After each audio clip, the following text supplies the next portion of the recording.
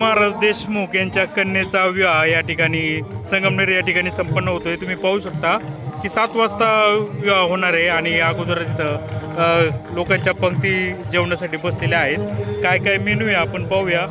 वरण भात, मटकीची भाजी आहे, अजून बुंदीचे वडे आहेत, पुऱ्या आहेत। अशा पद्धतीचा साधा आणि आपला महाराष्ट्राला जो पारंपरिक जो मेनू असतो तो मेनू या ठिकाणी निवृत्ती महाराजांनी ठेवलेला आहे। आणि जर तुम्ही पाहिलं तर प्रचंड मोठं जेवणासाठी इतकं जवळपास 2 एकर 2 कसला 4 एकर होईल इतकं मोठा परिसर यांनी अरेंजमेंट केलेली आहे। आणि हळूहळू आता ऊन असल्यामुळं लोकांची गर्दी कमी होती।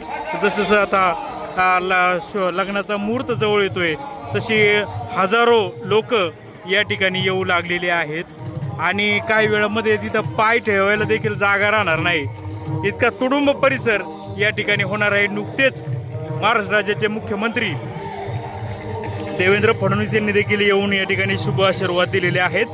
अनेक नेते पुढारी इतके VIP लोक येत आहेत की काही त्याला गिनतीच नाही। आणि आता या ठिकाणी लग्नामध्ये निवृत्ती महाराजांनी तुम्ही जो ऐकताय का कीर्तनाचा देखील आता कार्यक्रम या ठिकाणी ठेवलेला आहे। आणि निवृत्ती महाराजांच्या कन्येचा सगळं सोयरीक आपल्या जुन्नर तालुक्यामध्ये झालेली आहे। आणि चिलप परिवारामध्ये ही सोयरीक जमलेली आहे। आणि उद्योगपती असलेल्या चिलप घराण्यामध्ये त्यांचे जे चिरंजीव आहेत साहिल यांच्याशी त्या निवृत्ती महाराजांच्या कन्या ज्ञानेश्वरी या विवाहबद्ध होत आहेत।